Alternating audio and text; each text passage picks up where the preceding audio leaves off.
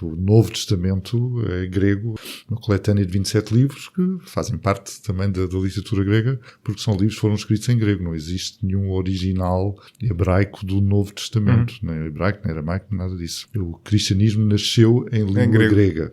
Por muito que as pessoas não gostem de aceitar isso ou que queiram dar a volta a essa realidade e tentam dar todas as maneiras, mas a realidade histórica é essa.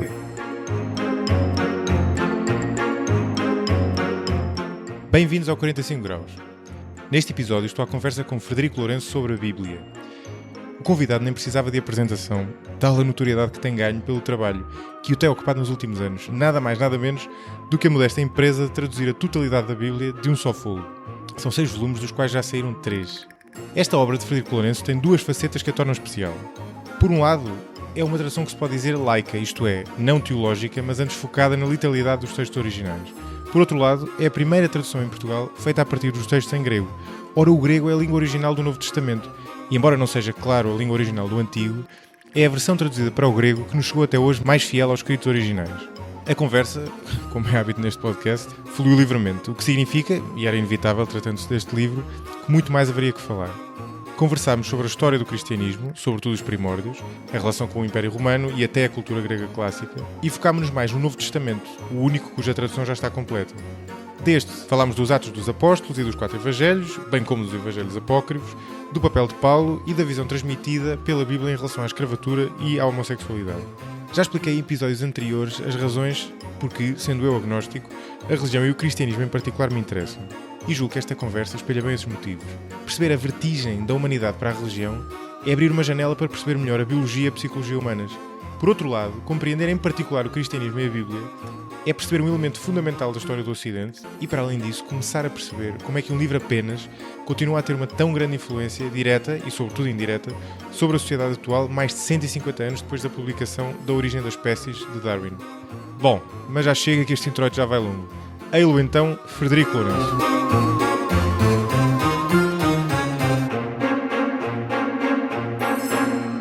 Frederico, bem-vindo ao podcast. Olá, Zé Maria. Estou muito entusiasmado para esta conversa porque é um tema ultra interessante, embora possa parecer, se calhar, para alguns ouvintes, sobretudo não crentes, possa parecer um tema um bocadinho mais árido. Sobretudo, eu normalmente não divulgo o dia em que estou a gravar a conversa, mas neste caso vale a pena, estamos a gravar em Sexta-feira Santa, que é um dia funesto em certo sentido, mas por outro lado... Não é um dia qualquer. Exato, não é um dia qualquer, embora não tenha sido de propósito, foi completa coincidência. Antes de começar, se calhar, a falar da tradução da Bíblia grega e tudo o que vem a propósito disso, e até da Bíblia no Antigo Testamento e Novo Testamento, eu acho que era interessante, sobretudo para quem ouve e não é crente. Para quem é crente é evidente a importância da Bíblia, não é? Porque, embora os católicos tenham uma tendência grande para não a ler, mas para quem não é, se calhar isso não é tão evidente. Pessoalmente, eu acho que é importante, senão não estaria a fazer este programa, e aliás não é a primeira vez que falo deste tema. Se ela é importante na contemporaneidade é uma questão diferente, mas é claramente importante historicamente. É um dos livros mais importantes, se não o livro mais importante da cultura ocidental. E eu até acho que até vou pegar nisso, porque o Frederico fala nisso nas introduções do livro. E é uma opinião que vemos muitas vezes, embora não seja completamente consensual, dizer que a Bíblia é o livro mais importante, ou o texto, porque no fundo são vários livros dentro de um só, mais importante da cultura ocidental. Da cultura mundial, obviamente, seria difícil dizer, mas da cultura ocidental é uma opinião que é veiculada muitas vezes, o que, tendo claramente muitas coisas a favor dela, e já vamos perceber isso, poder-se argumentar a favor de clássicos gregos ou greco-romanos, ou clássicos do iluminismo e do liberalismo, que no fundo foram as correntes que também influenciaram a cultura contemporânea. Porque é que a Bíblia é o mais importante de todos? Se é. Pois se é. Quer dizer, não é certo que tenha sido sempre o livro mais lido, não é? Isso que disse agora dos católicos não lerem.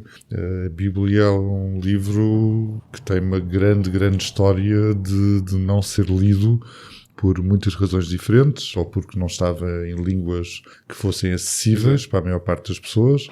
O próprio facto de, no século III a.C., se ter começado a traduzir o Antigo Testamento para grego é já de si um indício de que havia muitas pessoas que queriam ler a Bíblia, mesmo em ambiente judaico, que não tinham hebraico suficientemente sólido para lerem em hebraico, já não falavam em hebraico, já estavam na diáspora judaica, já estavam a viver no Egito, em sítios assim onde já falavam grego como língua do dia a dia. Portanto, isso é logo à partida uma questão, não é? Em que língua é que se vai ler, como torná-la menos inacessível.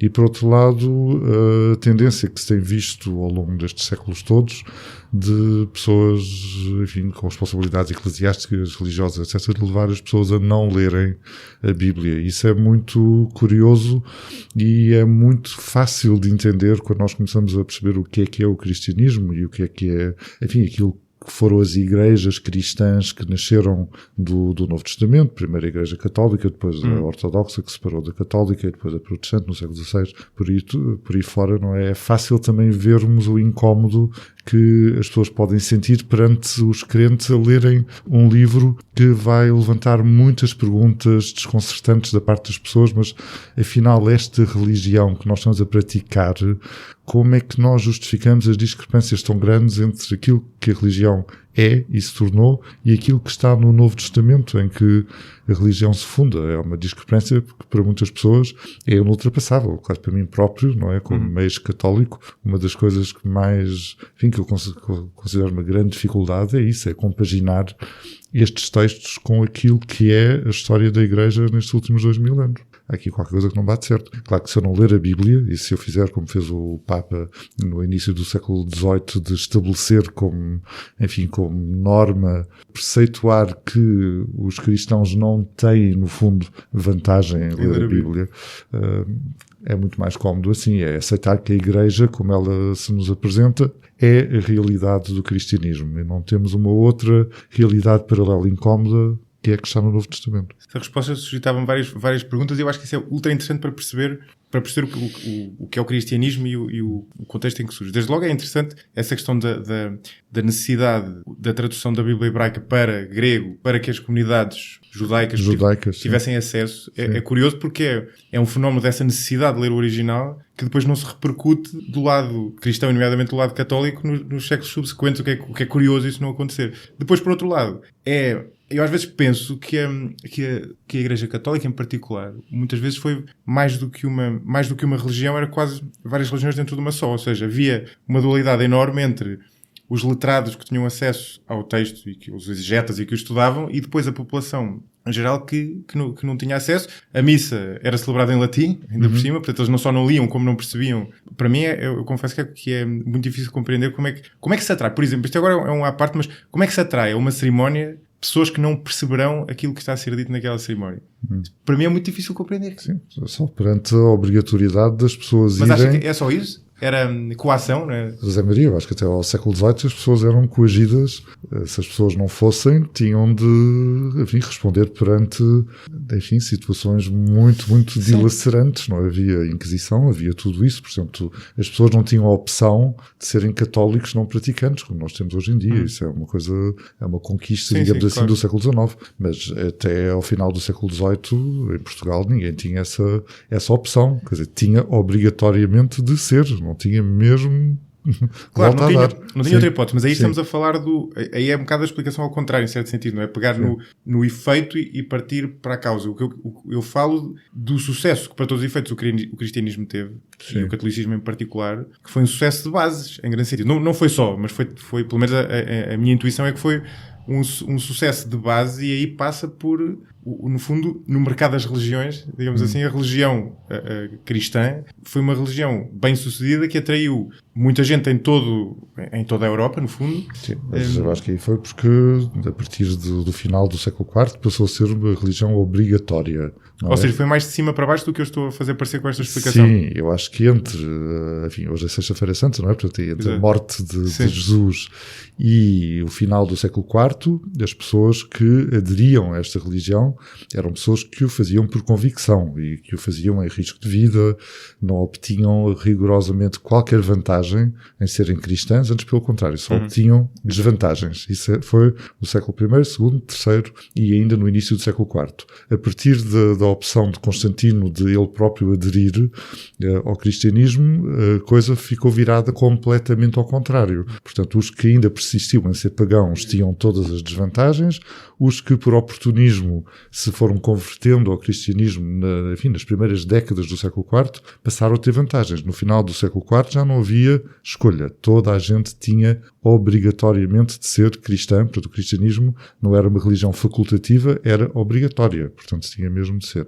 E isso deu-se até Napoleão, até a ver. Portanto, não podemos falar de uma religião que tenha atraído espontaneamente a Europa. Portanto, foi uma religião que foi imposta à Europa por via de Roma, desse imperador romano, que teve talvez a decisão mais, enfim, transformadora da história da Europa que nós possamos imaginar, que foi de facto essa opção de despenalizar o cristianismo. Portanto, nos reinados anteriores até tinha havido um acréscimo enorme de perseguição de cristãos, mas de despenalizar, portanto, quem for cristão pode ser à vontade, não lhe acontece nada, e depois de dar essa volta extraordinária de ser cristão vai trazer vantagens. É a religião do imperador, da família imperial, a dotação da igreja, o Vaticano, o palácio, era um palácio de Constantino, todo esse terreno. Sim, e o testamento forjado, não é? Sim, claro, pois há todas essas coisas forjadas que vieram depois e tudo isso, mas é interessante verificarmos que foi uma religião de facto que vingou à custa da imposição muito mais do que à custa enfim, o que estimam os historiadores, não sou um especialista dessa época, mas os historiadores estimam que quando Constantino despenalizou o cristianismo, 10% da população do Império, isto no máximo, 10% da população do Império já teria aderido ao cristianismo. Está a ver, 10% no universo do Império que ia da Escócia até à Turquia, não é? Portanto, mas há outro lado, quer dizer, eu agora, com esta conversa, me desviar um bocadinho da conversa sobre a Bíblia enquanto livro, mas eu acho que isto é interessante porque corresponde a uma dúvida que eu tenho e que acho que é relativamente razoável, porque isso é verdade, isso que o Frederico diz é verdade, mas por outro lado também é verdade que há uma grande... A religião cristã e católica em particular revelou ser bastante resiliente, para usar uma palavra comum agora, porque não houve essa imposição de cima para baixo, mas também houve uma grande resistência a todas as mudanças que se operaram na Europa nos anos subsequentes, porque estamos a falar cai o Império Romano, existe a Europa é invadida por tribos do norte, do nordeste europeu, e o cristianismo subsiste e depois subsiste durante os séculos seguintes. Ou seja, o que eu quero dizer com isto há uma espécie de atratividade orgânica do cristianismo que me pareceria em contrassenso com o facto da Bíblia ser um livro quase impenetrável e depois ter dentro dele também uma série de contradições, isso já lá vamos. Mas essa dicotomia entre uma religião com um lado mundano suficientemente forte para atrair pessoas de proveniências muito diferentes e para resistir a mudanças, são muito mais do que mudanças de regime, né? Estamos a falar de conquistas, mudanças culturais brutais e ao mesmo tempo que tem um livro que não é lido pela maioria das pessoas, até porque a literacia era muito mais baixa. Sim. Mas também esses legados bárbaros que invadiram o Império Romano no século V e depois mais tarde, nesta parte ocidental, eram de pessoas que já estavam romanizadas e cristianizadas. Na maior parte não vieram trazer algo de completamente diferente, até falavam latim e tudo. Portanto, a nossa ideia desses povos é uma ideia às vezes um bocadinho romântica ou um bocadinho diferente daquilo que eles eram, porque godos e vândalos e tudo isso eram cristãos. Isso não... Eles já eram cristãos e falavam latim. Sim. Eu tinha ideia que se tinham cristianizado. Sim. Embora seja verdade que cristianizaram-se antes dessa... Sim, eu tinha ideia que se tinham cristianizado depois, não é? Sim, eles não vieram trazer de novo um paganismo, quer dizer, não houve uma mudança desse ponto de vista religioso, pode ter havido uma mudança política na forma da organização do Império, mas de facto desse ponto de vista religioso, desse ponto de vista cultural, a diferença não foi tão grande assim. Quer dizer, houve diferenças no facto de alguns desses povos, por exemplo os suevos, que já eram cristãos também, terem tendência para não serem tão católicos ortodoxos, mas de seguirem algumas heresias que eram frequentes e assim, havia a heresia do arianismo, de diferentes concepções do que era a pessoa de Jesus, mas não deixavam de ser cristãos na mesma. O São Martinho de Duma, em Braga, terá convertido os suevos, enfim, ao catolicismo ortodoxo, mas eles já eram cristãos, só que eram cristãos que tinham essas concepções diferentes da pessoa de Jesus, que eram frequentes nos primeiros séculos do cristianismo, até vai ter havido essa imposição, o triunfo mesmo da ortodoxia, que foi algo que aconteceu mais tarde. Constantino já tentou fazer no século IV, mas é um bocado difícil prender, não é, as cabeças das pessoas, e sempre houve essa tendência para...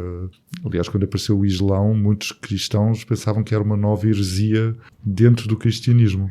Isso é curioso. E João Damasceno, que é um grande teorizador da fé cristã e também das heresias, no seu tratado sobre as heresias, lista o Islão como uma das muitas heresias cristãs. Portanto, ao início não deu para perceber que era uma religião completamente diferente. Sim. Mas esse é um lado muito, muito interessante quando a pessoa começa a ler sobre a desconstrução, lá está andando para trás e percebendo aquilo que existia no início e nas suas traduções isso está explicado, que percebe-se que o grau de heterogeneidade enorme que existia e que muitas vezes integrava algumas explicações que hoje em dia seriam completamente heréticas, porque vão completamente ao arrepio do canon que entretanto foi estabelecido, né? Mas que não era uma religião à parte, era simplesmente uma interpretação diferente que existia no início, e ainda por cima, sendo no início estava mais próxima da fonte, de vários acontecimentos. E essa questão do Islão tem muita piada, porque no fundo não parecia suficientemente diferente. Sim, inicialmente, sim.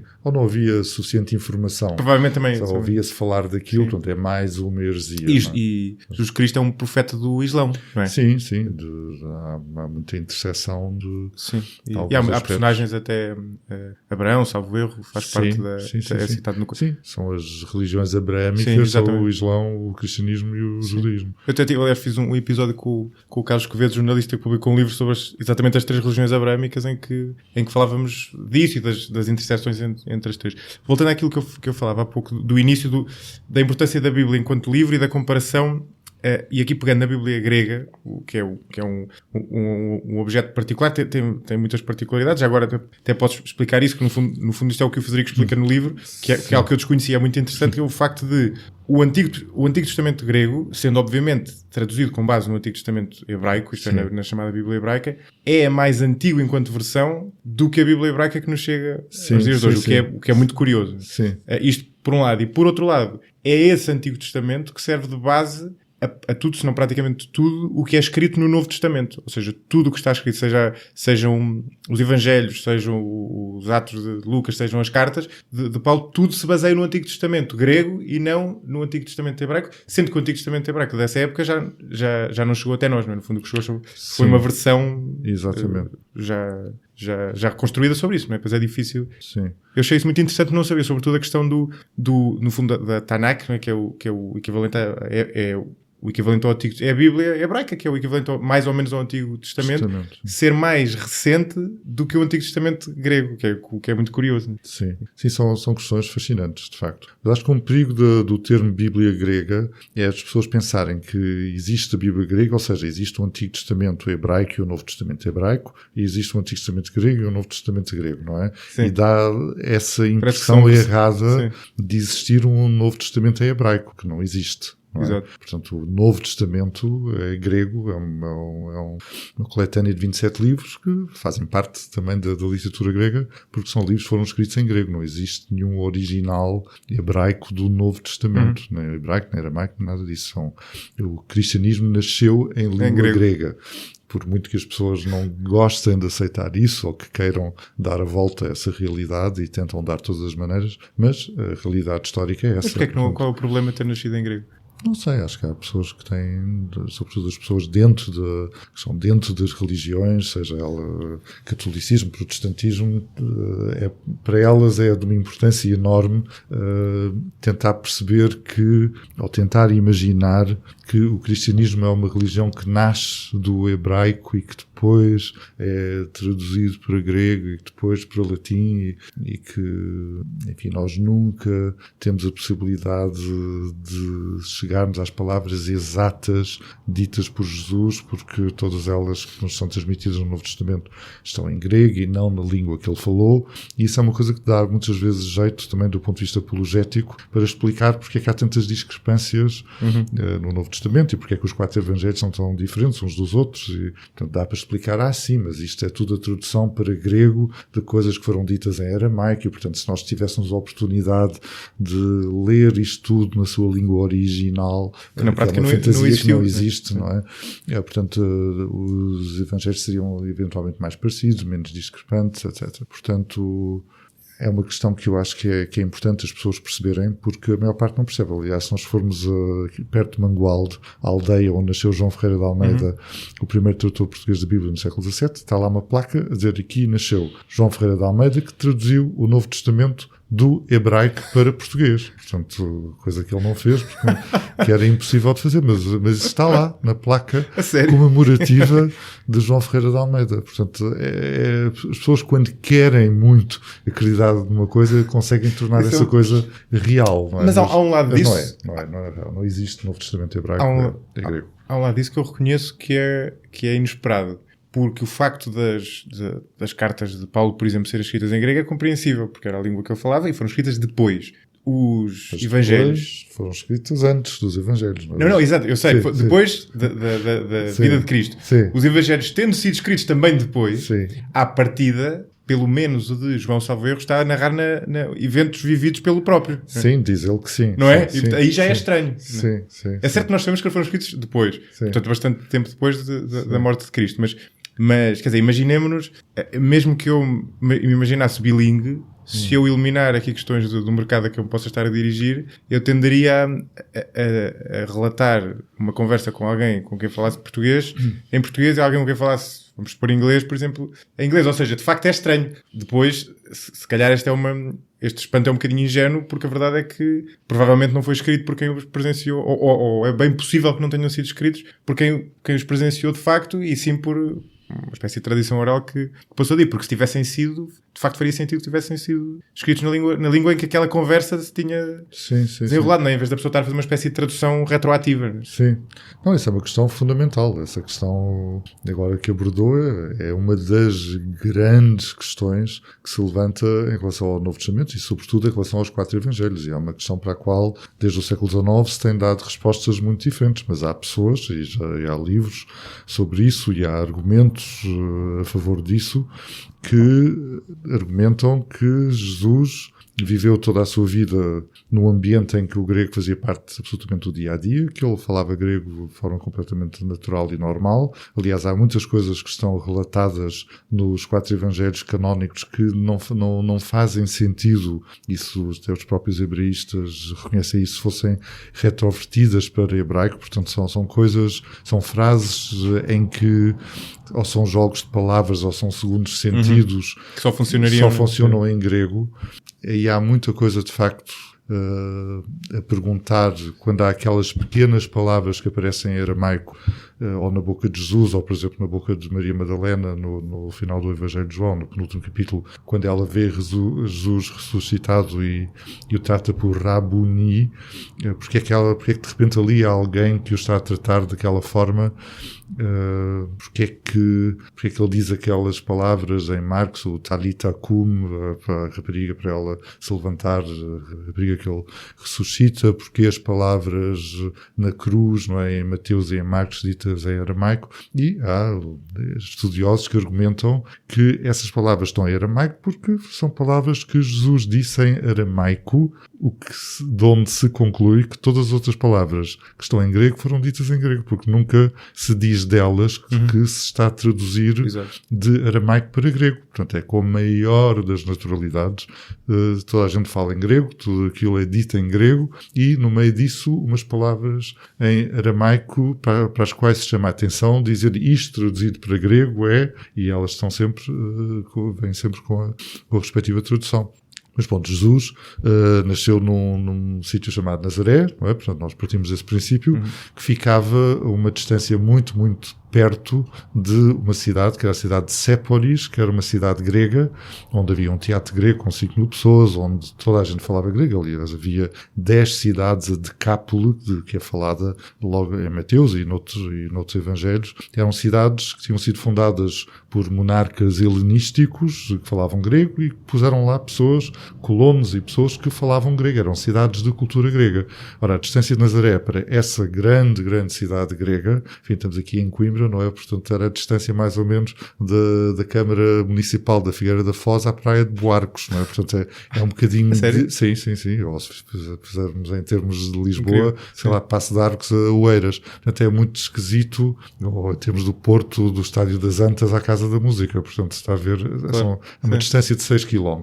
Portanto, são distâncias que, de facto, não faz muito sentido alguém estar a viver num sítio chamado Nazaré, a 6 km de uma grande cidade grega, com teatro para 5 mil pessoas e, enfim, vamos imaginar que o pai de Jesus era carpinteiro e essa coisa toda. Portanto, certamente teria contactos com essa grande cidade. E ele próprio, não é? E ele próprio também, portanto, era impossível. Sim, né? Claro, e ele próprio, sim, Marcos diz isso, não é? Portanto, não é muito verosímil, a não ser para aquelas pessoas que querem pensar, Jesus era um camponês, aramaico, analfabeto, mas isso também não bate certo com o retrato que é feito dele pelos 4 evangelistas canónicos, muito menos pelos evangelistas apócrifos. Portanto, ele é sempre retratado como alguém que percebe imenso da escritura judaica, enfim, em grego nos evangelhos. Agora não sabemos se a pessoa real também conhecia essa escritura em hebraico, percebe imensa escritura, e alguém que é extremamente inteligente, que é precoce, que é um menino prodígio, que aos 12 anos já falava com os doutores todos do templo, já os metia todos no chinelo. Disso, né? Isso está no Novo Testamento, não é? Portanto, ele não, quer dizer, pensar nele como um simplório analfabeto não faz sentido. Não, para mim não faz sentido. E o grego, o grego também mesmo retirando esse elemento da equação da proximidade de Nazaré à cidade grega, o grego também seria, em certo sentido, língua franca, provavelmente. Sim, era, e já era há muitos séculos. Há muitos séculos. Mas essa questão de... eu não sei quão confortável o Frederico está com este tipo de conjetura, mas eu acho sempre interessante, acho que é difícil, porque é limitado, mas acho sempre interessante a pessoa olhar para este tipo de figura, e Jesus se calhar é a figura em que se justifica fazer mais isto, e tentar quase traçar por um lado uma biografia, mas até um perfil psicológico, quer dizer, porque se a pessoa retirar o lado de filho de Deus da equação, não é? Obviamente, se assumirmos esse lado, temos uma série de outras variáveis, mas se retirarmos esse lado e falarmos apenas do histórico, admitindo que de facto existiu, está ali uma personagem muito particular, não é? Com uma série de... Sim. Primeiro, evidentemente, com uma inteligência muito acima da média, isso é evidente. Sim. Mas também com características psicológicas, em termos de personalidade, muito particulares, não é? Eu não sei se o Frederico tem uma... Quer dizer, imagino que já tenha pensado sobre isso, por isso é que estou a perguntar. Sim. Não, uma coisa que eu acho que é interessante nos Evangelhos é que nos dão algumas pistas para aquilo que, enfim, os evangelistas estão a imaginar que ele sentia e pensava em alguns momentos. Portanto, há aquele exemplo hoje, mais uma vez, Sexta-feira Santa, os evangelistas canónicos, pelo menos, não nos falam do que é que ele estava a sentir, do que é que ele estava a pensar, quando as pessoas lhe cuspiram em cima e o flagelaram e o pregaram na cruz e essa coisa toda. Portanto, isso não nos é dito o que é que ele estava a sentir, o que é que ele estava a pensar, mas há outros momentos dos evangelhos em que nos é dito o que é que ele estava a sentir e perante certas situações. Há o caso célebre do Evangelho de Marcos, em que há um rapaz que vem ter com ele a dizer que o quer seguir e que Jesus amou-o, não é? Portanto, sentiu assim um assomo de amor por aquele rapaz. Há momentos em que ele se irrita, não é? Isso também é mais do que um Evangelho, ele sentir uma irritação, uma agitação interior. Há momentos em que ele chora, não é? No Evangelho de João, por causa da morte de Lázaro. Portanto, há alguns momentos, há momentos em que ele se compadece de ver a miséria das pessoas, também nos Evangelhos de Mateus, Marcos e Lucas, vem isso várias vezes. Portanto, há esse apontamento do que se passa na cabeça dele, mas muitas vezes não temos esse apontamento, não é? Ele é visto como se fosse uma câmara de cinema só a mostrar as ações dele e as palavras dele e não nos dá acesso à cabeça dele. Isso é, por exemplo, o apócrifo Evangelho de Pedro, que é o Evangelho que as pessoas atribuíram a Pedro, mas não foi certamente escrito por Pedro, mas é um evangelho bastante antigo, que tem um relato da paixão e da crucificação, e aí diz que ele, pelo menos, dava o aspecto de não estar a sofrer nada, quer dizer, como se estivesse sem sofrimento. Isto já crucificado, já na cruz, a postura dele, a maneira de estar, é como se estivesse sem sofrimento. E isso não seria uma coisa que seria aceite pelo entendimento ortodoxo de Jesus, que ele tinha de ser plenamente humano e plenamente divino, e, portanto, sendo plenamente humano, teve de sentir a dor, todo o sofrimento, todo da paixão. Ao passo que alguns cristãos de correntes heréticas e gnósticas, não sei o quê, achavam que a componente divina era tão forte que ele não tinha, no fundo, realidade humana, não tinha sentimentos humanos, não tinha dores humanas, não precisava de comer nem de beber, só dava a impressão de comer e de beber à frente das pessoas, mas isso era uma ilusão. Ele não estava nem a comer, nem a beber, nem a sentir dor, nem nada. É interessante. O que eu acho que o que ressalta nessa análise muito, muito superficial aquilo que se convencionou hoje chamar inteligência emocional, não é? No fundo, uma enorme capacidade de se relacionar com os outros, também de os ler e de os influenciar por aí. Por exemplo, por comparação com Paulo, parece-me uma figura, isto é muito superficial, mas parece-me uma figura com uma componente prática, por exemplo, bastante maior e muito mais focada em regras e como é que eu de pôr isto? Menos, porventura, idealista e menos focado na ligação humana, no caráter humano, e muito mais focado em certo sentido, numa parte prática e também numa parte de conduta, de regras mais concreta, digamos assim. Sim, porque Paulo está a escrever para cristãos, não é? Para pessoas que já se podem definir a si próprias como cristãos, embora essa palavra seja muito rara no Novo Testamento, praticamente não apareça, mas, enfim, do nosso ponto de vista, são pessoas que nós podemos definir como cristãos. E o que é fascinante nos Evangelhos, por isso é que são textos a que nós voltamos sempre, eu volto sempre com um fascínio enorme, é que estamos a viver a vida de Jesus em tempo real, portanto, antes da morte dele, antes da ressurreição dele, portanto, chegamos a esses momentos todos, e os Evangelhos acabam antes de se instituir uma religião chamada cristianismo e antes de haver cristãos. Os Evangelhos acabam e o que existe são as pessoas que conheceram Jesus, a pessoa viva, não é? Que andaram à volta dele, pronto, os 12 apóstolos, tudo isso, ou os 11, descontando Judas no fim, mas são pessoas que de alguma forma tiveram um contacto direto com ele, portanto, e as pessoas que o conheceram, que o ouviram, não há uma instituição, não há uma organização, como é que estas pessoas se vão organizar ainda. Não é? No final do Evangelho de Lucas, o que se diz é que esses primeiros cristãos passavam a vida no templo de Jerusalém a rezar, portanto, eles eram judeus ainda para todos os efeitos. Exatamente. Não se põe ainda aquela coisa toda que aparece em Paulo, devemos ser judeus ou não, aquela controvérsia toda da circuncisão, dessas coisas todas de que Jesus nunca fala, não é? Pelo menos o Jesus dos evangelhos canónicos, porque Jesus, pelo menos de um dos evangelhos apócrifos, fala enfim, obrigam, os discípulos perguntam, não é, da circuncisão se serve de alguma coisa, e ele responde se servisse de alguma coisa, os meninos já nasceriam circuncidados. A resposta dele, não é? No evangelho de Tomé. Mas Paulo não sabia certamente que Jesus teria dito isso, porque senão ele teria claramente aproveitado esse dizer, não é, de Jesus nas suas argumentações todas tão contraditórias e que não tem, enfim, não lá está, porque foi escrito depois. Os evangelhos, pelo menos, foram escritos. Esse apócrifo de Tomé não sabemos exatamente quando foi escrito, mas pode ter sido um texto do século I, não, mas Paulo claramente não conheceu esse texto. Certamente será uma coisa já escrita depois da vida de Paulo, talvez. Enfim, também as pessoas não tinham acesso a tudo, como nós temos hoje em dia. Temos tudo online, temos tudo, podemos ler tudo o que quisermos, compramos tudo na Amazon, não é? Portanto, os textos, os primeiros textos cristãos foram sendo escritos, não é? E divulgados de uma forma muito lenta. Isso também é muito interessante. Eu acho esse lado mais prosaico muito, muito engraçado, porque quando se fala de eventos passados há tanto tempo, isso inevitavelmente tem o papel, o facto de quem escreveu poder não conhecer um determinado texto que até fosse contemporâneo ou anterior, mas por acaso não tinha tido acesso. E depois até outras coisas mais prosaicas ainda, como, por exemplo, o facto e o Frederico refere isso nas introduções, o facto de muitos daqueles textos, nomeadamente as cartas de Paulo, provavelmente serem sido editadas. Porque havia muito essa prática e as pessoas podiam escrever, mas podiam ver mal, por exemplo, ou até, o que é curioso, não havia, isto persistiu até durante a Idade Média, o hoje em dia há uma igualdade, uma correspondência entre o autor de algo é alguém que o escreve. Hoje em dia tende mais a escrever ao computador. Sim. E antigamente não era necessariamente esse o caso. Exato. Não é? Porque a escrita era quase era como a da tilografia aqui há algumas décadas. Não é? Não era aí que estava a essência. Não é? A pessoa podia editar. A atividade nobre estava em editar e não necessariamente a escrever. Não é? Sim, sim. Isso é uma questão que para nós é difícil nós entendermos isso. De irmos para trás e pensarmos nesses grandes autores da literatura romana, da literatura grega, e quando nós pensamos em pessoas que tinham um estatuto social muito alto também, por exemplo, em Platão, em Tucídides, mesmo os tragediógrafos, são pessoas que eu acho que nunca Platão, enfim, sujou os dedos de tinta.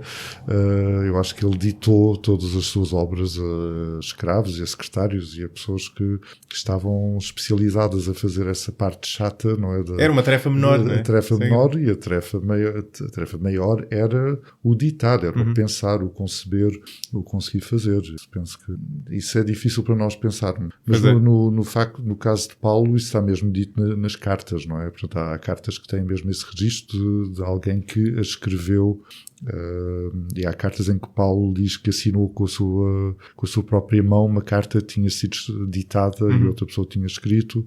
Portanto, e nota-se, não é? Nota-se até a próprio divagar do pensamento, não é? E a repetição. Sim. Essa questão aí do divagar do pensamento, há diferentes interpretações e hipóteses de interpretação. Uma delas é que as cartas, tal como nós as lemos hoje em dia, não representam aquilo que Paulo ditou no momento em que estava a ditar. Portanto, o que nós temos é... Como com o resto. Sim, uma coletânea, e temos coisas que foram refeitas e recompostas já depois da morte dele. Um caso que ninguém põe em dúvida hoje em dia é a segunda carta aos Coríntios, portanto, isso, como as pessoas poderão ver na tradução, isso está explicado. É uma manta de retalhos a partir de 5, 6 cartas diferentes que se reconfiguraram para dar uma segunda carta aos Coríntios, mas essa carta com essa forma não existiu. E eu penso que se nós começássemos a ler debaixo do microscópio as outras cartas de Paulo, chegaríamos à conclusão de que há muitas delas que também estão um pouco com essa feição de manta de retalhos. É o que eu acho, porque de facto os zigue-zagues de pensamento, a maneira completamente descabida como as frases estão encaixadas umas nas outras, em muitos casos, acho que não só se justifica a partir dessa ideia de que alguém depois da morte dele foi juntando bocadinhos de coisas que ele tinha ditado e que formou estes objetos artificiais que são estas cartas. E já para não falar das cartas que depois foram escritas já depois da morte dele e que não foi ele que escreveu. Portanto, isso é outra questão. Não, e depois há, mesmo nas cartas, isto sou eu a conjecturar, mas mesmo nas cartas genuínas, pode ter havido acrescentos, mesmo não sendo retalhadas, sim. Não deixa de poder haver acrescentos a posteriori. Não é? Sim. O caso mais célebre é na primeira carta aos Coríntios, em que há um parágrafo que hoje em dia é considerado um acrescento, em que é um parágrafo extremamente misógino, em que repete uma coisa, mais ou menos os termos em que está numa das cartas a Timóteo, que se entende hoje em dia que Paulo não escreveu, mas nessa primeira carta aos Coríntios aparece um parágrafozinho, mais uma vez, a desvalorizar as mulheres e a dizer que elas têm de estar caladas e pronto, esse tipo de coisa que não condiz muito bem com aquilo que está nas cartas autênticas de Paulo, em que ele, apesar de tudo, acho que se pode tirar do pensamento dele uma atitude até bastante progressista, eu diria, em relação às mulheres. Pelo menos ele fala de uma mulher, de uma apóstola, não é? Júnia, isso também na primeira carta aos Coríntios, fala de várias mulheres que têm uma intervenção bastante ativa nessas primeiras comunidades cristãs, e são coisas que depois foram alteradas na subsequente história do cristianismo. Por exemplo, esta apóstola passou a ser um apóstolo, a Júnia passou a ser Júnio, até Lutero, na sua tradução da Bíblia, pôs a Júnia como Júnio, porque ele deve ter achado que era impensável, não é? Uma apóstola. Mas, enfim, se nós olharmos um bocadinho mais para esse nascimento do cristianismo, veremos que as mulheres têm um papel mais importante do que aquilo que passaram a ter mais tarde. Exatamente.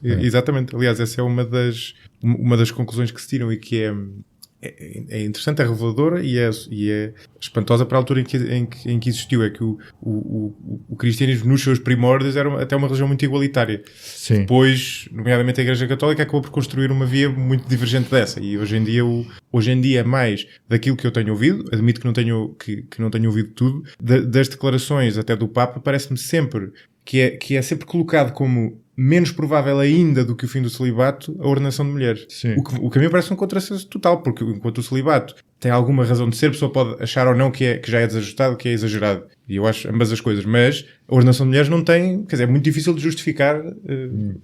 Numa sociedade igualitária não parece fazer sentido. Sim. E, no entanto, sempre que eu tenho visto declarações, esse é um ponto do qual não se abre mão de todo, o que é curioso, né? Sim. E lá está, e vai ao arrepio do que era esse início da Igreja, onde havia vários sinais não digo de igualdade, mas pelo menos Eu acho que bastava isso acontecer para a Igreja Católica se tornar uma coisa muito diferente. Diferente do quê? Para melhor. Para muito melhor. Acho que o próprio facto de todos esses lugares, desde Papa, seja o que for, Bispo, Arcebispo, enfim, o padre da paróquia, tudo isso podem ser lugares desempenhados por mulheres em igualdade de circunstâncias com homens. Acho que isso à partida mudaria imenso a religião. Enfim, o catolicismo. Acho que se viu isso perfeitamente nas denominações protestantes, onde isso é possível, e isso muda. Acho que é uma mudança que tem de vir mais cedo ou mais tarde. Mas parece-me... Eu não sei se... Eu posso estar enganado nisto, mas creio que não.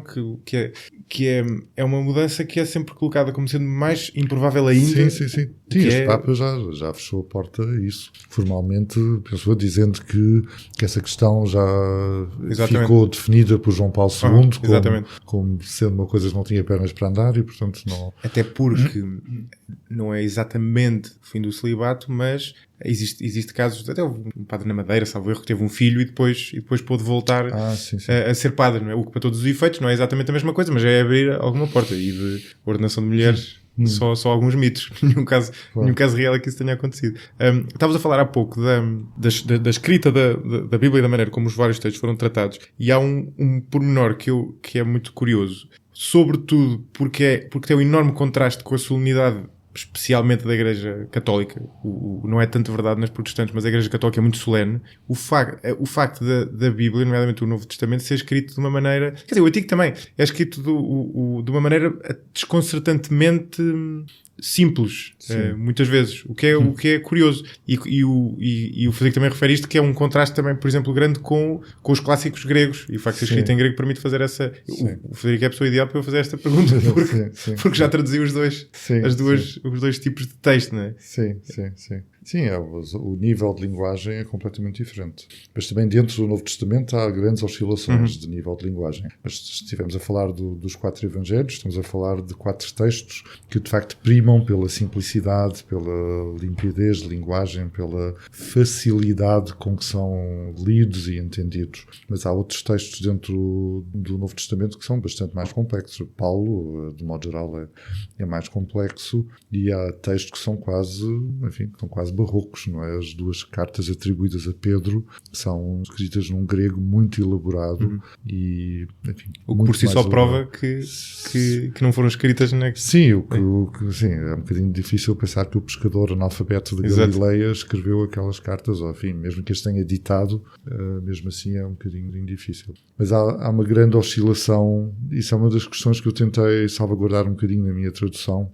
Eu acho que nas traduções, muitas vezes quando nós lemos o Novo Testamento em tradução, temos a sensação de que estamos a ler um livro todo escrito, enfim, 27 livros que foram escritos pelo mesmo autor, porque é sempre mais do mesmo, o estilo é o mesmo, e eu tentei, na medida do possível, diferenciar um bocadinho, de tentar seguir o mais de perto possível cada autor, cada livro, cada estilo, e também chamar a atenção nas notas para aquilo que é individual de cada livro, do vocabulário de cada autor, de palavras que aparecem só ali, que mais aparecem, porque nós não temos essa noção quando estamos a ler em português, não fazemos a mínima ideia, estamos a... está aqui uma palavra que só aparece aqui pela única vez, não é? Quando, por exemplo, quando Lucas fala da crucificação de Jesus como um espetáculo que as pessoas estavam a assistir, não é? E para espetáculo utiliza a palavra grega teoria, onde é a nossa palavra teoria, não é? Mas teoria é uma coisa que se vê, que é visível.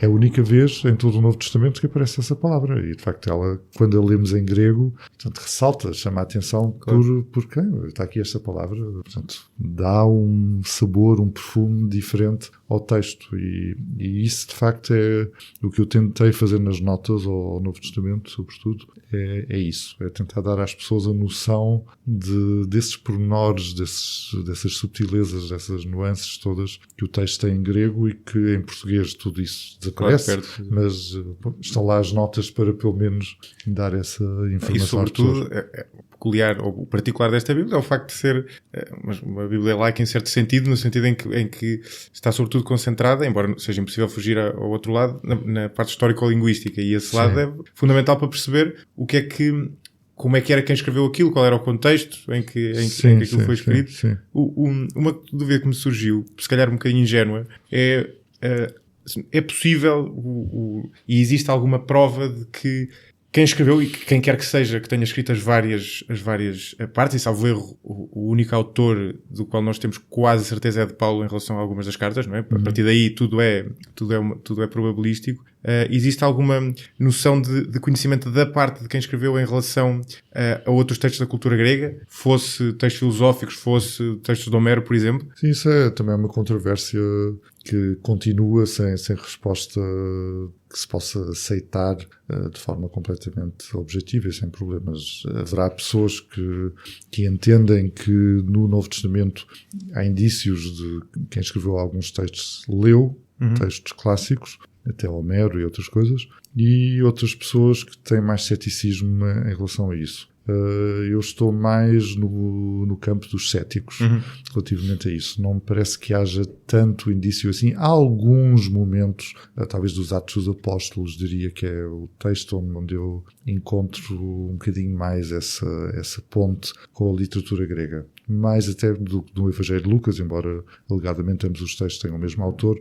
O Evangelho está escrito mais num pastiche do estilo do Antigo Testamento grego e não, embora esteja bem escrito. Dar uma sequência. Né? Sim.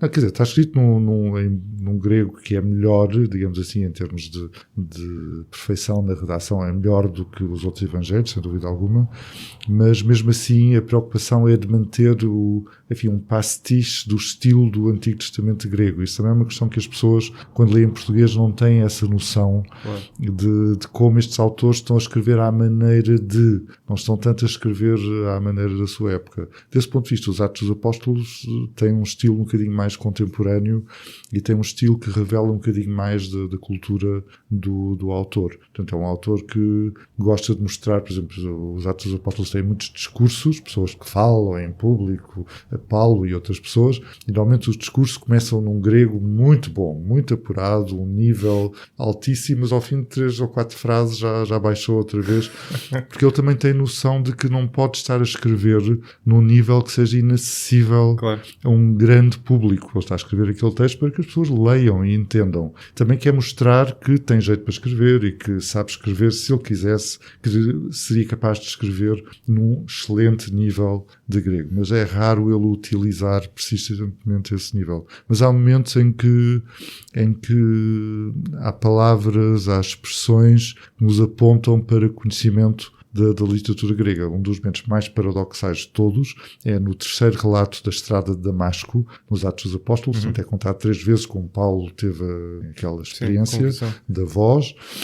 Da terceira vez diz-se que a voz falou com ele em hebraico. Está lá mesmo, literalmente, em grego, hebraisti significa em hebraico, e o que a voz lhe diz dessa terceira vez, que é diferente daquilo que tinha dito das duas vezes anteriores, fala-lhe utilizando expressões que aí de facto têm um paralelismo muito, muito curioso com obras clássicas da literatura grega, com Ésquilo, com Eurípides, os grandes tragediógrafos, com o poeta lírico Píndaro. Portanto, é uma questão que causa muita confusão, porque é que no momento em que se diz explicitamente naquele livro que Jesus está a falar em hebraico com Paulo, ele está a falar em hebraico alegadamente, mas com palavras gregas que são citações da melhor literatura grega. Portanto, sim, é quase a altura errada para usar e de facto é o gato escondido com o rabo de fora. Exatamente. Não é? Portanto, há aí um fingimento também muito grande nessa questão de ser hebraico ou não, como também há um discurso que Paulo alegadamente também profere em hebraico, mas também está todo construído de acordo com a melhor retórica helenística grega também. Enfim, os Atos dos Apóstolos acho que é um livro de ficção em grande medida, não parece que seja um livro que tenha que seja muito fidedigno do ponto de vista histórico. É quase um romance histórico. É um romance, sim. É um romance, as viagens, o naufrágio, essa coisa toda. Enfim, a estrada de Damasco, tudo isso são coisas de que o próprio Paulo, nas suas cartas, nunca fala, não é? O Saulo, que se chamava Paulo, ele nunca diz em nenhum momento das suas cartas que se chamava Saulo.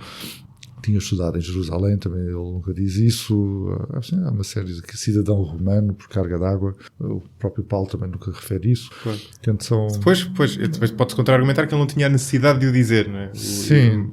Mas eu também tendo a concordar com essa análise. Agora, em relação à cultura grega, em primeiro lugar, eles não estavam no mundo helenístico, mas não propriamente na Grécia, embora isso por si só não... E era o grego usado era um grego... Era a mesma língua, mas era uma variante, era um sotaque quase, um sotaque escrito. Não sabemos, quer dizer, não sabemos até que ponto é que era tão diferente assim o grego que era utilizado nesta altura, toda a zona do mundo oriental que falava grego. Portanto, estamos a falar de todos os países que são hoje, enfim, Síria, Israel, Turquia, Egito, tudo sítios onde se falava grego, não é? A língua era grego, a língua normal era grego. E Alexandria era, nesta altura, a cidade grega mais importante, muito mais importante do que Atenas, não é? Nós mitificamos um bocadinho a ideia, enfim, a Grécia com a sua cidade Atenas, mas isso nós estamos a projetar numa realidade que não corresponde à realidade da Antiguidade Clássica. Essa primazia de Atenas foi uma coisa que teve lugar talvez em 2 séculos, não é? No século V, no século IV, talvez, e antes de Cristo, mas a partir do século III, a grande cidade grega é Alexandria, e depois passamos a ter outras, como Antioquia, como Éfeso, etc., que são tão ou mais importantes do que Atenas. Atenas não faz... O que Atenas faz é só ir perdendo importância. E, portanto, o grande centro do mundo grego é Alexandria. No século II, no século em que Jesus e Paulo viveram, no século I depois de Cristo, o grande centro do mundo grego é Alexandria. E não está ali tão longe do sítio onde eles viveram, da realidade que eles conheceram, e havendo esse domínio cultural tão grande do grego e da cultura grega, da escolaridade grega, e isso é óbvio que Paulo também passou por essa escolaridade. Sim. Portanto, é compreensível que tudo isto tenha de ter acontecido nessa realidade linguística. Isso. Esta comparação é curiosa porque é como se houvesse ali esta comparação com os textos relativamente contemporâneos, não eram bem contemporâneos, que marcaram a civilização também, e era como se houvesse duas correntes marcantes civilizacionalmente que não se cruzavam em certo sentido, o que é engraçado. E, aliás, ou por outra, o cristianismo também surge à margem do Império Romano e depois acaba lá por só se integrar com Constantino, e já muito perto do fim, quer dizer, já passado o apogeu do Império Romano, que é interessante que são duas correntes históricas que marcaram a civilização ocidental, que quase ocorrem de formas independentes. Uma na esfera mais política e no caso do grego, quer dizer, várias esferas diferentes, filosófica também, e outra na esfera religiosa, que ocorre completamente à parte e vem tem a sua origem no povo judaico, e ainda por cima era um povo, isto já nos levava ao Antigo Testamento, mas é um povo particular, sem nenhum poderio militar por aí além, quer dizer, era um povo que não ficaria especialmente na história se não fosse o papel que teve na criação de uma religião que marcou o mundo ocidental. Não é? Sim, sim. Mas aí, nisso que está a dizer, é preciso também ter a noção de que o Império Romano continua ao Oriente, e em grego, não é? E, portanto, desse ponto de vista ainda temos mais 1000 anos, não é? E que durante esses séculos, século V, VI, VII, VIII, IX, ainda há muito a noção, pelo menos teórica, isso talvez menos a partir do século IX, mas a noção teórica de que Itália, por exemplo, é um sítio que está sob o domínio do imperador que está em Constantinopla. Portanto, e o imperador que está em Constantinopla considera-se romano, acha que está em Roma, não é? A nova Roma. O povo de que ele é imperador são romanos. Eles não falam de si próprios como gregos, embora falem língua grega, mas falam de si próprios como romanos. A ideia de dizer grego no Império Bizantino significa dizer pagão, não é? Portanto, és grego ou és pagão? Desculpa, és grego ou és cristão? Exato. Essa que era a pergunta que se podia fazer Curioso. Nessa transição, não é? A alguém, portanto, e grego com o sentido pagão e cristão com o sentido contrário de grego. Isso é engraçado, é uma coisa que acontece algumas vezes na história, esse lado de haver uma pertenção a outro território e quase ser construído essa nação à parte do território original. Com os judeus aconteceu um bocadinho isso, é mais ou menos uma versão mais prosaica que nós temos com Taiwan, não é? Quando o Chiang Kai-shek parte para Taiwan, do ponto de vista dele aquilo era a China. Isto agora é uma comparação um bocadinho mas é um fenómeno idêntico, não é? Ele via-se como chinês e o regime atual, à partida, continua a ter essa concepção, embora já seja muito diferente. Estando fora completamente deslocado do grande território da China. Eu não sabia que isso tinha acontecido com o Império Romano do Oriente. Não tinha ideia que a pretensão e essa espécie de construção artificial de que, embora estando deslocado de Roma e do território italiano como um todo, no fundo é como se haveria de chegar o dia em que aquele território voltaria a ser integrado no Império. Sim. Havia esse mito, essa ideia, mas também é certo que foi o Império que foi minguando cada vez mais, não é? No século XV, o Império Bizantino era a cidade de Constantinopla, praticamente não era mais do que isso. Mas situações que davam jeito, por exemplo, a Veneza, no início da Idade Média, tinha sempre essa coisa ótima, perante o Papa tinha uma atitude de independência porque era súbdita do imperador em Constantinopla e vice-versa. Portanto, também não podia ceder ao imperador por causa do Papa que estava em Roma. Portanto, isso dava muito jeito para manter essa independência isso que a Veneza teve. Isso é curioso, não é dividir para reinar, é dividir para não ser governado. No caso, isso tem muita piada. Voltando ao Novo Testamento, do qual nos desviámos um bocadinho, e aliás, até voltando àquilo que eu falava no início, do facto que foi uma coisa que eu toquei no início da conversa e depois não voltei, do facto da Bíblia ser muito diferente entre si. É desde logo estranho, embora se perceba pelo facto da Bíblia ter sido sempre lida, nomeadamente no mundo católico, por muito pouca gente, mas é estranho a coexistência, por exemplo, de 4 evangelhos diferentes, no fundo 4 relatos diferentes do mesmo episódio. Não falando já do resto, porque entre o resto também existem muitas interseções e muitas redundâncias, mas desde logo no caso dos 4 evangelhos, porque é que nunca foi feita uma espécie de síntese, uma convergência dos... Sim, foi. Isso é uma das questões muito interessantes. Houve um homem chamado Taciano que fez, no século III, penso eu, fez uma síntese dos 4 evangelhos, tentando harmonizá-los e fazendo um texto que substituía, digamos assim, os 4 evangelhos em separado e que teríamos um só evangelho, com tudo ali de forma coerente, aproveitando o melhor dos 4, mas a coisa mais curiosa de todas é que isso não vingou, ou seja, a ortodoxia católica não preferiu esse evangelho unificado e uniformizado aos 4 evangelhos diferentes.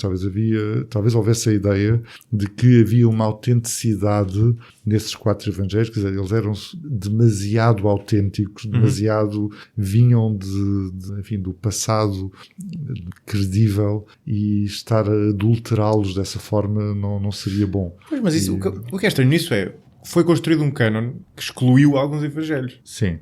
Eu não sei qual é o número de evangelhos disponíveis, depende de como se define. Depende de como se define. Sim, porque candidatos a evangelhos de proveniência duvidosa. Sim, mas haverá para aí mais 20, pois, talvez, além dos 4, em termos de apócrifos, enfim, números redondos. Alguns são uma coisinha pequeníssima, não é? Mas, enfim, importantes haverá talvez 5. Além dos 4 há o Tomé, de Maria Madalena, de Judas, de Pedro, de Nicodemo, que às vezes é referido como sendo os Atos de Pilatos, mas também tem esse nome de Evangelho de Nicodemo. Há alguns evangelhos que falam da infância de Jesus, há o Evangelho de Tiago, há um também de Pseudo-Mateus, que também fala da infância de Jesus. Portanto, há assim desses, mas desse o mais interessante, sem dúvida alguma, é o Evangelho de Tomé, que será também mais antigo. Mais interessante são o Tomé, de Pedro. Porquê é que o Tomé é mais interessante? Porque o Tomé é um conjunto de dizeres de Jesus e, neste caso, de 114 dizeres atribuídos a Jesus. Não narra a vida de Jesus, só preserva coisas que ele disse.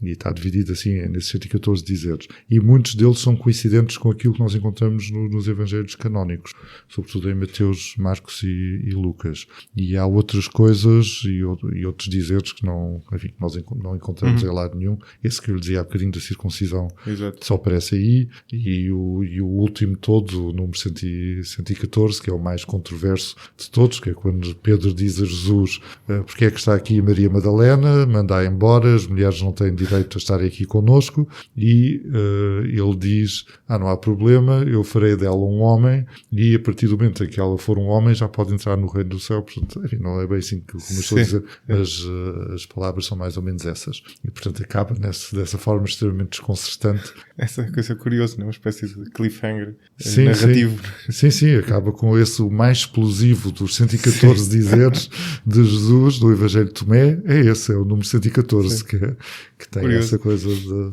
Mas essa má vontade de Pedro em relação a Maria Madalena devia ser uma coisa tradicional, porque também no Evangelho, supostamente, de Maria Madalena, enfim, certamente não foi escrito por Maria Madalena, aí também há essa má vontade e uma espécie de uma inveja, de ciúme da parte de Pedro, porque é que Jesus revelou coisas a ela que não revelou a ele e aos outros apóstolos homens. Portanto, exato. Essa tensão entre, por um lado, a apóstola, a discípula e os homens está latente em mais do que um texto. Curioso.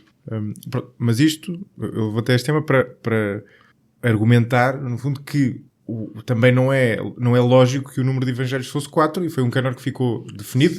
É difícil saber quão difícil foi essa definição, ou seja, qual foi o grau de conflito interno que houve para a cristalização desses 4, mas o que é estranho nisto é que os 4 evangelhos, lá está, havia muitos mais, podia ter havido mais, chegou-se àquele número de 4, e o problema nem é a redundância que existe entre eles. E pelo contrário, o problema é que eles são contraditórios entre si em vários pontos. Sim. E essa contradição é quase uma fragilidade que fica naquele relato, cuja lógica eu tenho alguma dificuldade em compreender, não é? Quer dizer, porque no fundo é estar a deixar um flanco aberto gratuitamente. Sim. Não é? Sim, e pronto, e voltamos àquilo que dizíamos inicialmente: quanto menos as pessoas lerem, melhor. Exato. Portanto, menos se apercebem dessas coisas. E também temos de reconhecer que não é fácil as pessoas aperceberem-se dessas discrepâncias, não é? Portanto, acho que em grande medida muitas pessoas será lendo a minha tradução dos 4 evangelhos que as pessoas vão perceber disso. Porque a maior parte, se nós lermos de forma completamente inocente, numa tradução normal, os 4 evangelhos de seguida, eu garanto-lhe que chegamos ao final do 4º evangelho e se nos perguntarem, detectou muitas discrepâncias, vamos dizer não. Não, eu achei que li mais do mesmo. Não acho assim tão diferentes os evangelhos. Isso é a primeira reação a essa. Nós temos de os pôr debaixo do microscópio para começarmos a ver, a comparar exatamente as passagens todas, para vermos no que é que eles são diferentes. E é esse, em grande parte, o trabalho que eu fiz nas notas da minha tradução aos 4 evangelhos, foi de, em vez de apresentar notas com passagens paralelas, como aparece nas Bíblias católicas e protestantes, sobretudo nas católicas, a pessoa lê, estou a ler Lucas, está aqui uma nota a dizer ver João não sei o quê. Significa que em João não sei o quê vou encontrar a mesma coisa que estou aqui, mas muitas vezes essas passagens paralelas têm coisas que são discrepantes, não é? E eu, claro, que chamo a atenção para isso e explico essas questões todas. Mas é isso que o José Maria está a dizer, porque, de facto, se nós temos 4 relatos que não acertam entre si em relação a coisas que são dados ou supostamente objetivos, qual é o grau de credibilidade que nós podemos dar? Exato, está a fragilizar. Sim. Portanto, o caso, hoje, enfim, Sexta-feira Santa, mais uma vez, um dos casos óbvios é quem é que se estava a assistir à crucificação de Jesus. Os 4 evangelhos, e é um caso em que Mateus, Marcos e Lucas muitas vezes são coincidentes, mas neste caso não são, até eles são discrepantes, dão um elenco completamente diferente de pessoas que estavam lá. Mateus, Marcos e Lucas dão o nome de mulheres que não são as mesmas. As pessoas que descobriram o túmulo vazio não são as mesmas nos 4 evangelhos. O que as pessoas viram lá dentro também não é o mesmo.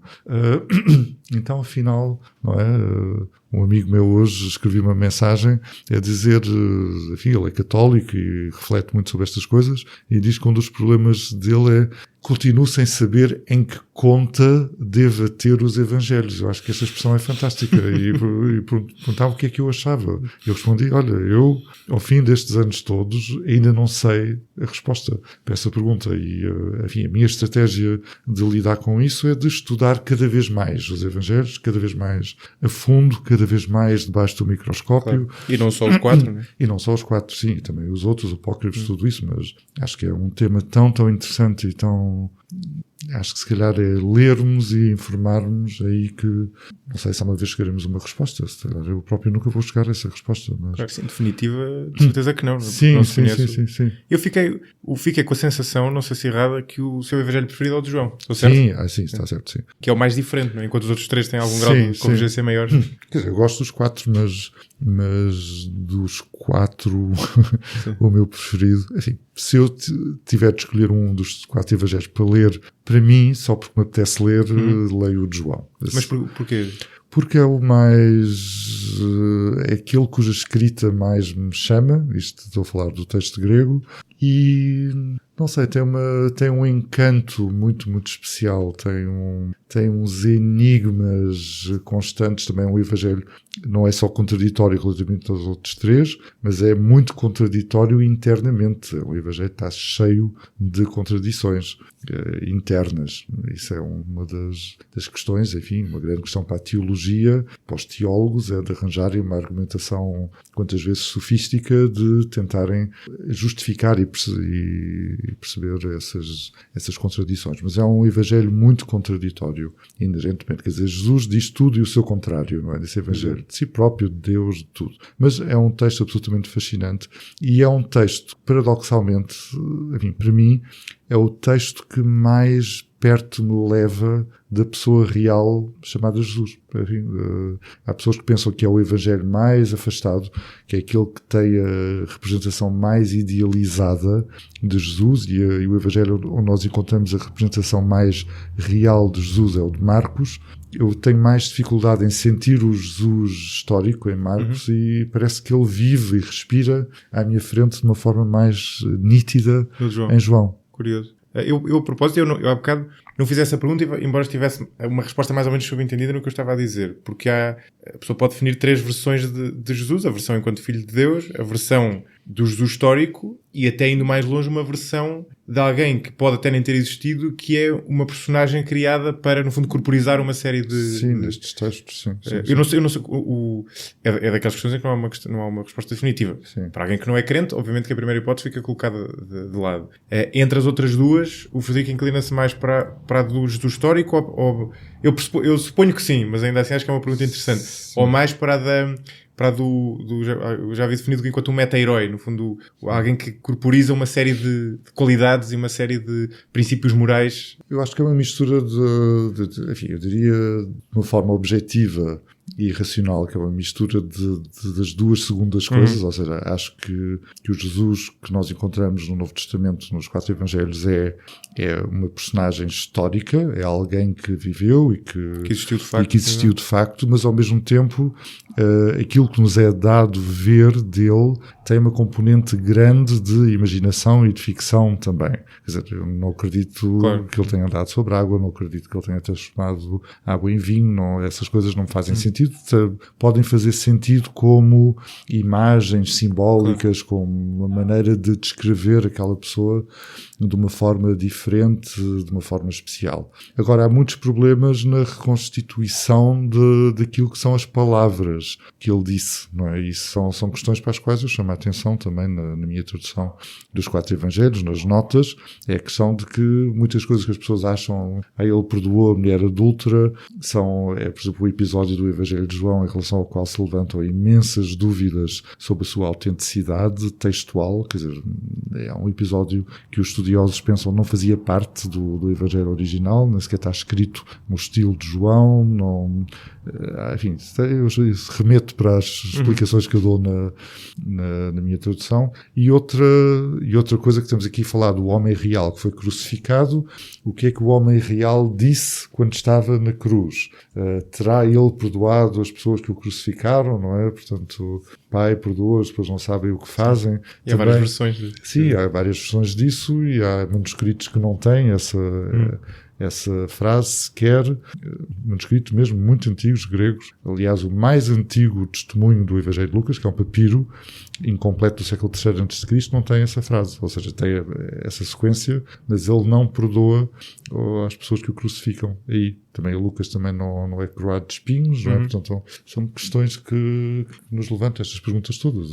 Onde é que está a ficção? Onde é que está a realidade histórica? Claro, onde é que está a liberdade criativa, digamos assim, de quem testemunha? De quem testemunhou e de quem criou uma tradição a partir da qual depois se formou essa imagem. E ela pode ter várias origens. Tem um lado de engrandecimento de um herói, não é? Isso existe também em relação a Paulo, por exemplo, nos Atos, não é? Mas também tem outro lado de quase forçar uma convergência com aquilo que já vinha do Antigo Testamento, por exemplo. Aliás, esse é outro outra das inconsistências internas da Bíblia. Quer dizer, uma delas são as inconsistências entre os Evangelhos, mas também há o facto e o Frederico refere isso, de se ver que há ali deliberadamente um forçar da convergência com o Antigo Testamento para fazer a ponte entre as duas realidades, não é? Sim. No século XIX houve estudiosos alemães e também na Holanda, assim, mais radicais, que acharam que a narração da vida de Jesus é uma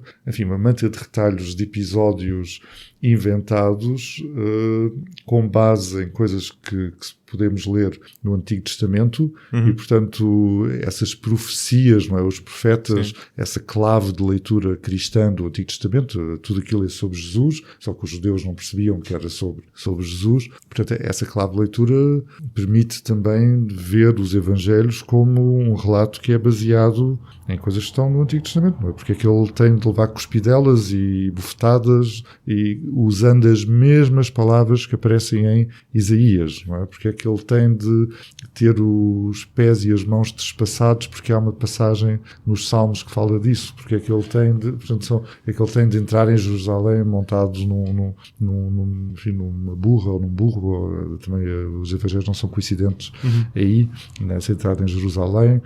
Portanto, parece que é preciso criar esta narrativa toda com base nestas coisas que estão no Antigo Testamento, e claro que ele tem de levar com cuspidelas e com bufetadas para bater tudo certo com o que estava.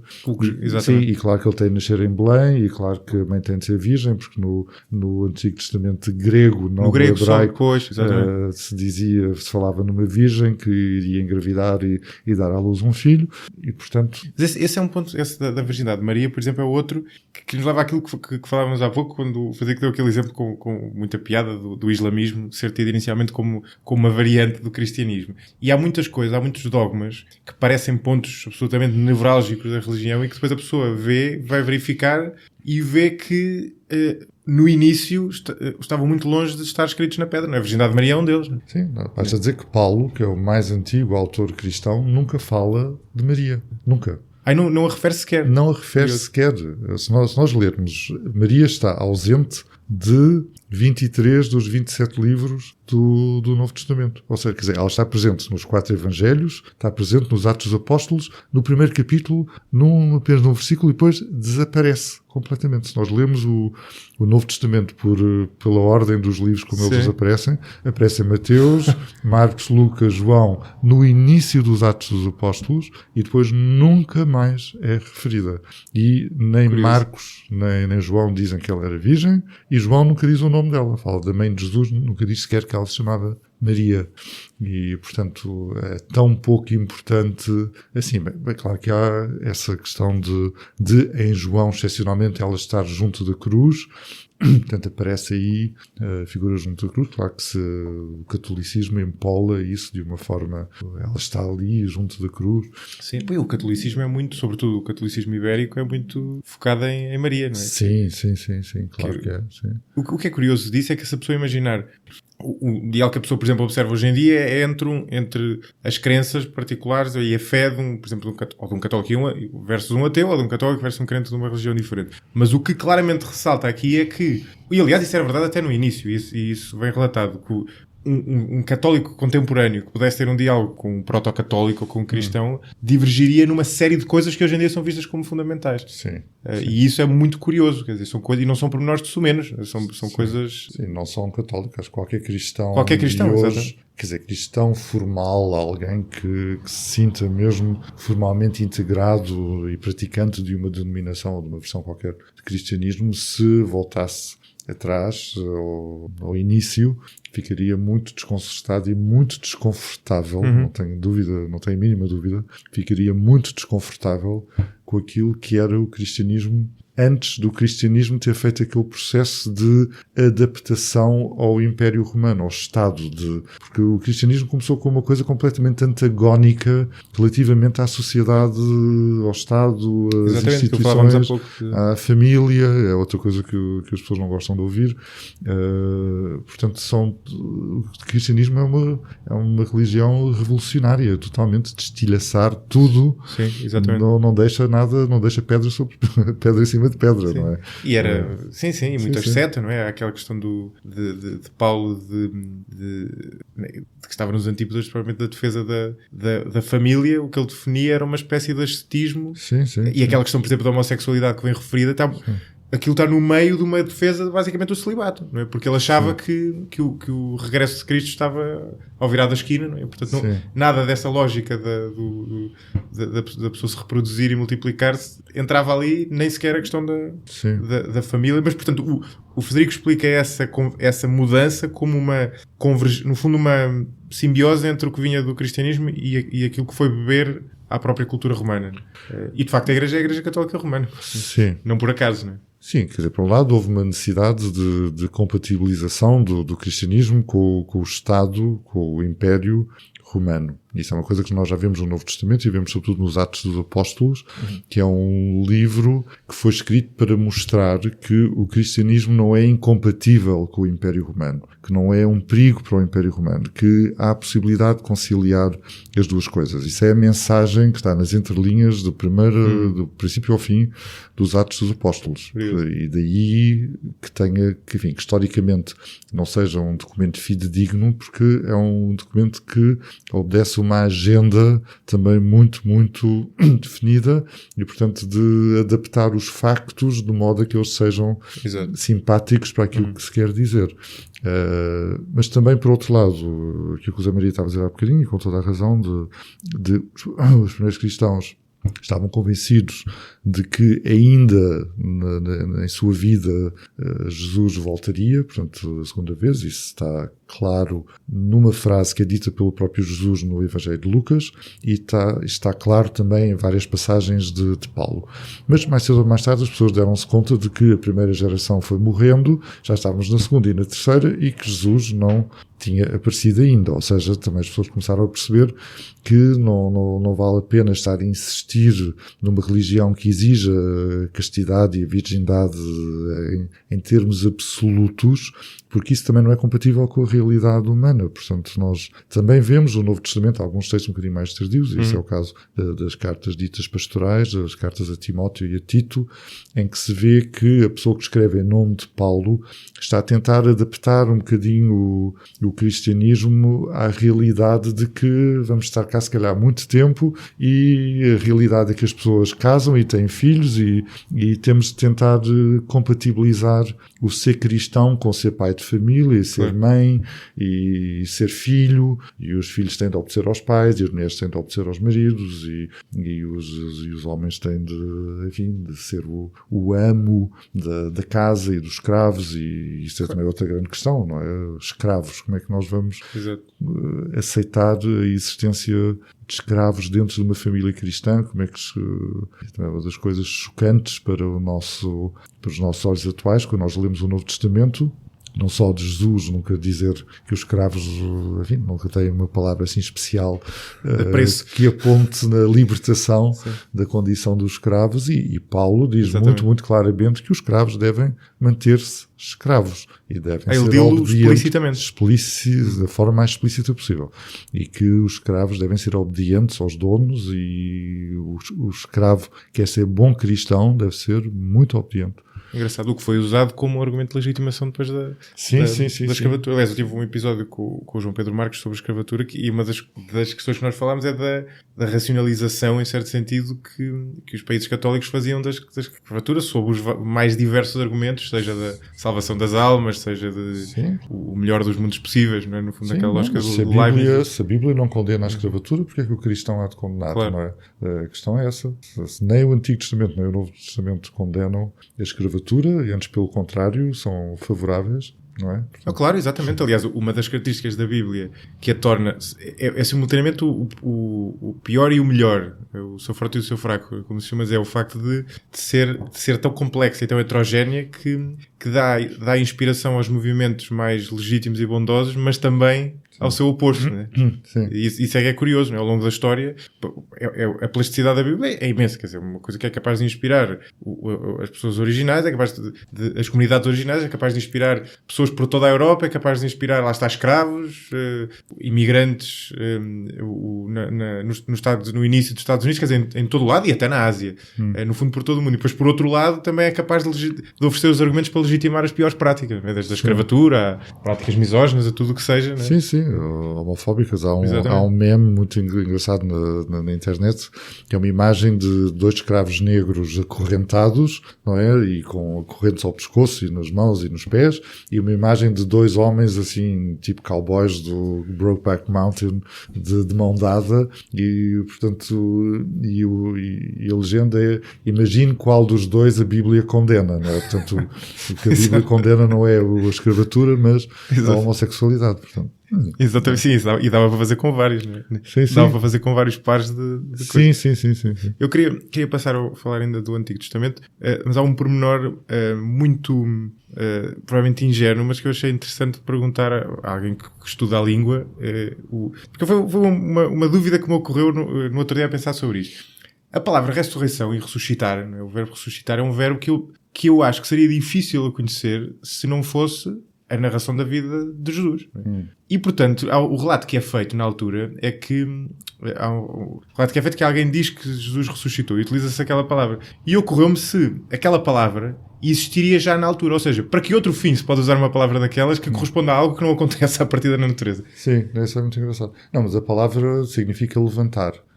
Portanto, a pessoa levantar-se. A palavra ocorre permanentemente na literatura. Aliás, ocorre permanentemente no Antigo Testamento grego, mas com o sentido de levantar. Não é? E ali é aplicada ao recuperar a vida, não é? Ao voltar à vida. Não é? Sim. Engraçado. Ok, isso explica, de facto. Eu pensei que pudesse ser uma dúvida muito ingênua, mas de facto fico mais satisfeito. Sim. Porque a anastasis, de onde veio o nome próprio Anastasia. Anastasia significa, no fundo, ressurreição. Portanto, a anastasis, mas vem do verbo grego que significa a pessoa levantar-se. Exato. Ok, curioso. Frederico, já estamos a chegar ao fim do nosso tempo.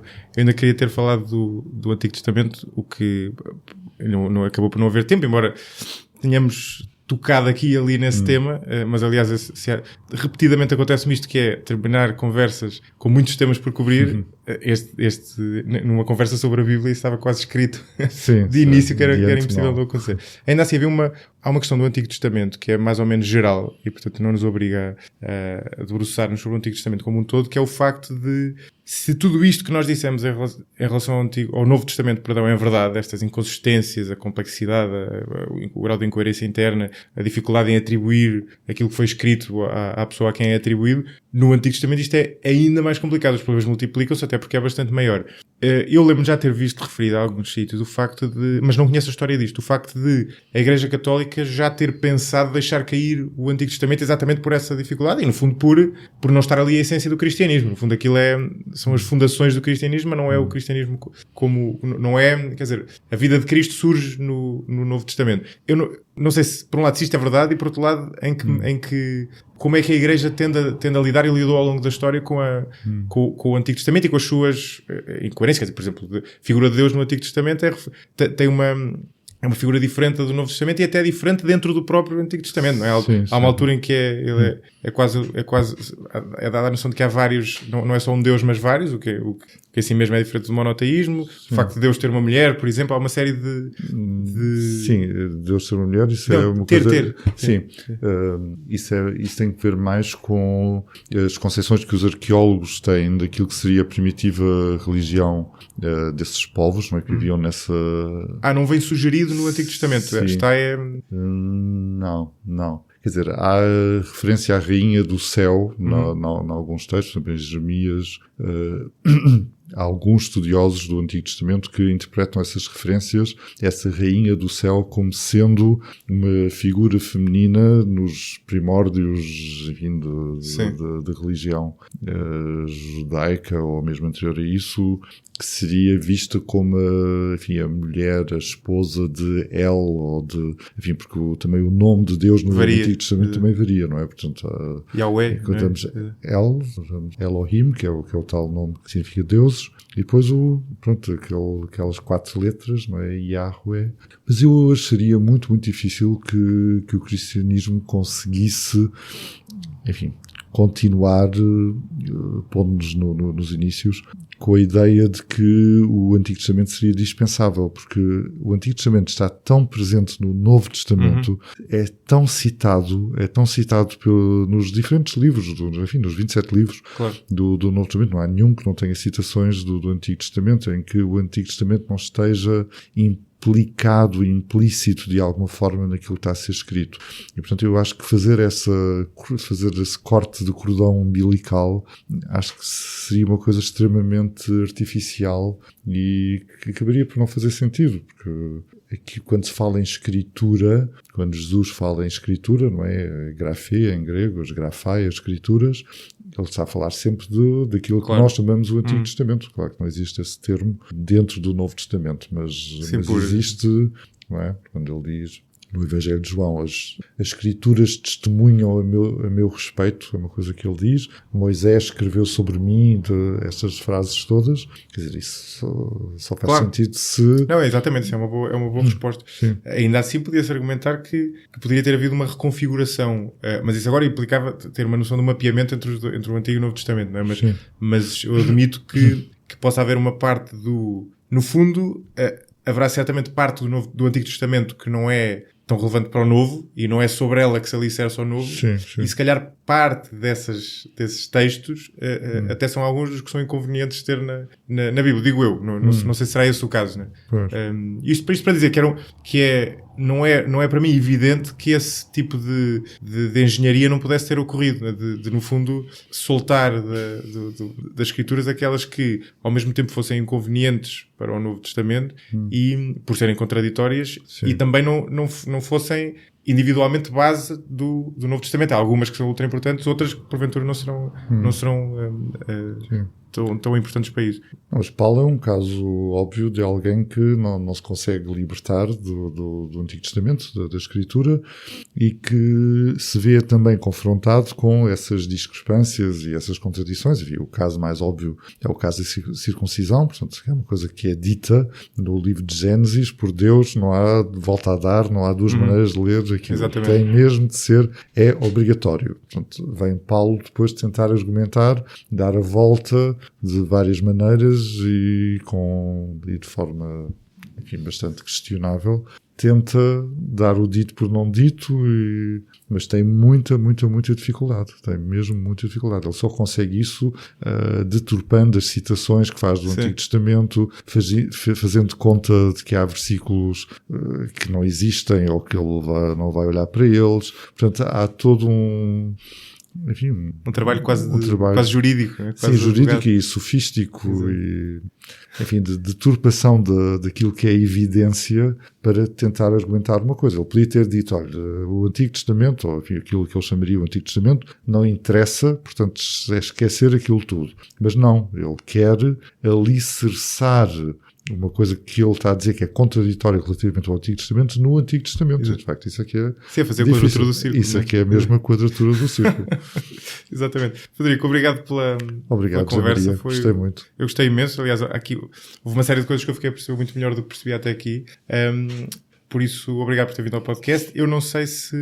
Agora ocorreu-me, não sei se quer deixar aqui gravada alguma indicação relativamente aos próximos capítulos, às próximas publicações, ou seja, no fundo alguma coisa que seja útil quem ouvir isto ficar a saber em relação e que tenha acompanhado a publicação das várias traduções em relação ao que aí vem. No fundo. Neste momento estou a trabalhar no volume 4 da Bíblia, que são os livros sapienciais, e depois do Antigo Testamento. Portanto, já estou no antepenúltimo livro de volume, ou seja, o antepenúltimo volume deste projeto de tradução. Depois irei para os livros históricos, que são o penúltimo, e finalmente vou acabar no início. Exato. E, portanto, a minha ideia foi justamente essa de acabar o projeto com o Pentateuco. A ideia com que eu fiquei quando primeiro tive esta ideia este plano foi de que seria impossível começar no primeiro primeiro versículo do Gênesis e ir até ao Apocalipse. Acho que ninguém dá a ideia de ser uma coisa impossível. Ninguém conseguiria fazer isso. Então pensei subdividir a Bíblia em diferentes zonas e começar pelo fim. Pronto, o fim já está feito. E depois vou lentamente de trás para a frente até chegar ao início. Portanto, isso é um mecanismo psicológico engraçado. Portanto, é uma maneira de tornar possível uma coisa que à partida seria impossível. Não é?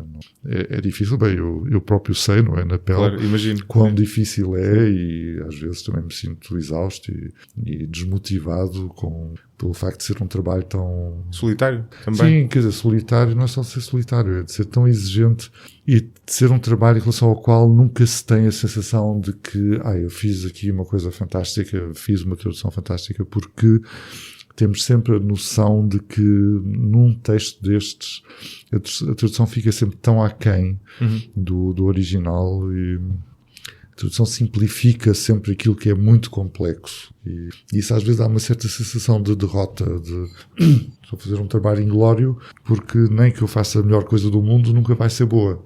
Mas pronto, a alternativa a isso é as pessoas lerem isto nas línguas originais. Também não é muito realista. Portanto, alguém também tem de ajudar, não é? Fazendo este trabalho.